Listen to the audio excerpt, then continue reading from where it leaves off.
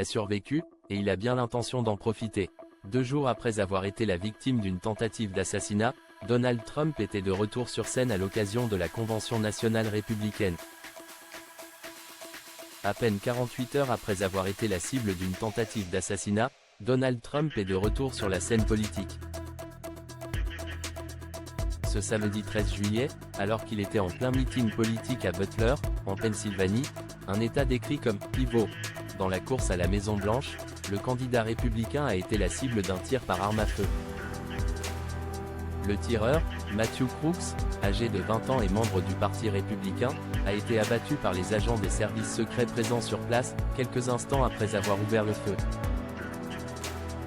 Heureusement, la balle n'a fait que l'effleurer, ne causant qu'une blessure superficielle à l'oreille. Une photo de Donald Trump, le visage ensanglanté et le poing levé en signe de victoire, a rapidement fait le tour du monde.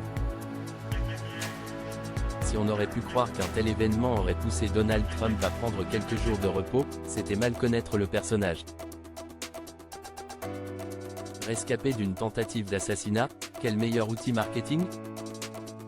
Ainsi, à peine 48 heures après les faits, l'ancien président des États-Unis a fait une apparition lors de la première nuit de la Convention nationale républicaine qui se tenait au Fiserv Forum, à Milwaukee dans l'État du Wisconsin. L'air déterminé et l'oreille bandée, il a profité de cette occasion pour nommer le sénateur américain J.D. Vance, républicain de l'Ohio, comme colistier à la vice-présidence et c'est ensemble qu'ils ont fait face à la foule de partisans. Donald Trump miraculé, je ne devrais pas être ici.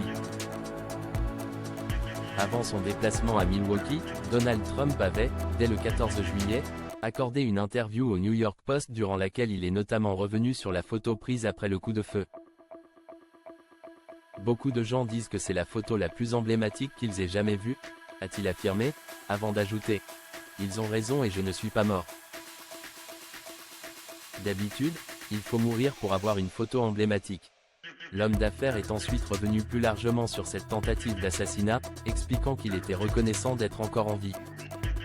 « Je ne devrais pas être ici, je devrais être mort. » Le médecin de l'hôpital a dit qu'il n'avait jamais rien vu de tel, qu'il s'agissait d'un miracle, a-t-il indiqué, précisant qu'un léger mouvement de tête avant l'impact de la balle lui avait probablement sauvé la vie.